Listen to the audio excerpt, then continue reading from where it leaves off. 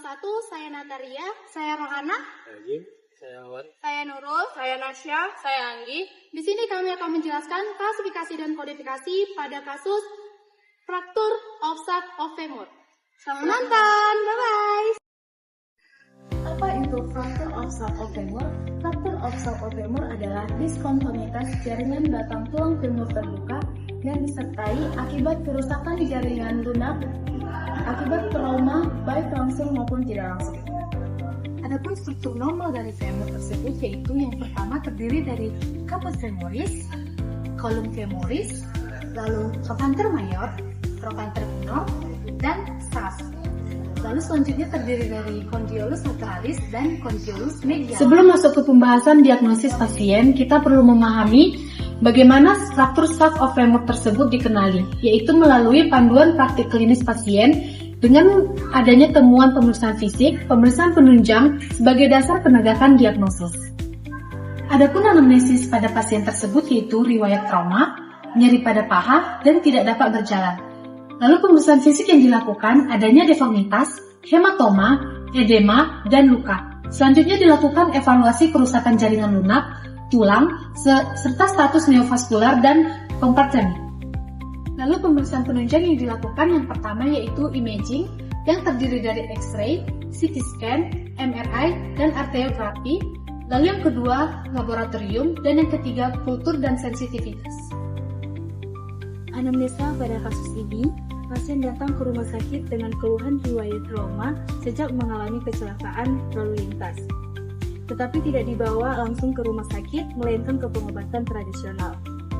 Setelah 2 bulan kemudian, tidak ada perkembangan dan perubahan terhadap pasien, lalu dibawa ke rumah sakit dengan keluhan nyeri hebat pada paha kanan, tidak dapat digerakkan tungkai kanan dan sulit berdiri. Selanjutnya, dilakukan pemeriksaan fisik pada pasien tersebut dengan tekanan darah 140/90 mm hidrodium, nadi 104 kali per menit, pernapasan 22 kali per menit, suhu 36,8 derajat Celcius. Tanpa ada deformitas pada paha kanan, nyeri tekan, pembengkakan, dan keterbatasan gerak. Nah, dilakukan pemeriksaan penunjang laboratorium dengan hasil radiologi. Dilakukan tindakan pada kasus ini yaitu parifemur dextra dengan pemasangan lead dan stent. Klasifikasi dan kodifikasi tindakan pada buku ICD-10 dan buku ICD-9. Aturan data secara pada buku ICD-10, buka buku ICD-10 volume 3 untuk menentukan penyakit dari fracture of sac of femur dengan rhythm fracture dan alfabetik F.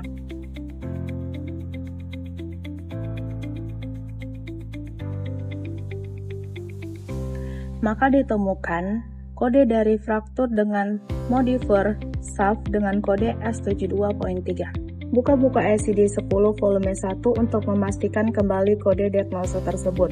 Maka didapatkan kode S72.3 fracture of sac of femur pada halaman 827 dengan chapter 19 dengan blok kategori injuries to the hip and thigh S70 sampai S79.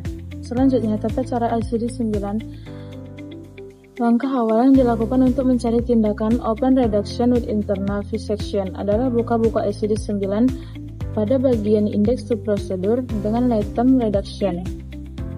Diikuti modifier with internal dissection, yaitu dengan kode 79.35 dengan halaman 413. Setelah itu dilakukan cross-check pada ICD-9 pada bagian classification of procedure dan terdapat open reduction of fracture with internal dissection internal dengan kode 79.35 pada halaman 200. Sekian dari video yang dapat kami sampaikan. Apabila ada kesalahan, kami mohon maaf. Terima kasih. Bye-bye!